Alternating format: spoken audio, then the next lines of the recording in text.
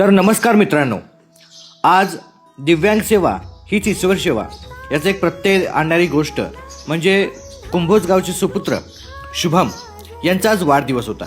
त्यांचा पारंपरिक केश कर्तनाचा व्यवसाय आहे, परंतु आज वाढदिवसानिमित्त त्यांनी इतरत्र कुठं पार्टी किंवा बाकीच्या गोष्टी न करता केश कर्तन सेवा सहारा सेवाश्रममध्ये त्यांनी देण्याचं एक पाऊल उचललं आणि गेले 5 वर्ष ते अखंड रीतीने ही सेवा देत आहेत। खरं तर केश कर्तन केल्यानंतर माझी जी मुलं होती ना, एकदम गोंडस आणि सुशील सुंदर दिसत होती आणि आपलं कर्तव्य बनतं की त्यांचा वाढदिवस साजरा करणं, त्यांना औक्षण करणं आणि त्यांचा यथोचित असा सत्कार करणं हे आमचं कर्तव्य होतं।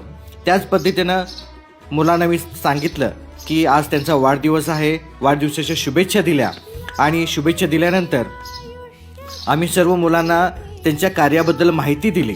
माहिती देत असताना त्यांचा शाल पुष्पगुच्छ देऊन आम्ही सत्कार केला आणि सत्कार केल्यानंतर शुभम अगदी भारावून गेले आणि त्यांच्या तोंडातून आपसूक असे शब्द निघाले की दिव्यांग सेवा हीच ईश्वर सेवा। मॅडमने देखील त्यांना औक्षण केलं, आजीने औक्षण केलं आणि त्यांना ओवाळून त्यांना दीर्घायुष्याच्या शुभेच्छा दिल्या। खरं तर हे काम करत असताना त्यांना वेगवेगळ्या प्रकारचा आनंद मिळतो हे त्यांनी सांगितलं, एक चांगला आनंद मिळतो आणि शेवटी जाता जाता मुलांबरोबर एक फोटो काढला। मुलं समाधानी होती, आमचे शुभम दादा देखील समाधानी होते आणि अशीच त्यांच्या हातानं सेवा घडत राहो हीच ईश्वरचरणी प्रार्थना। त्यांचं आरोग्य चांगलं राहो हीच प्रार्थना। मुलांच्या चेहऱ्यावरचा आनंद पाहण्यासारखा होता।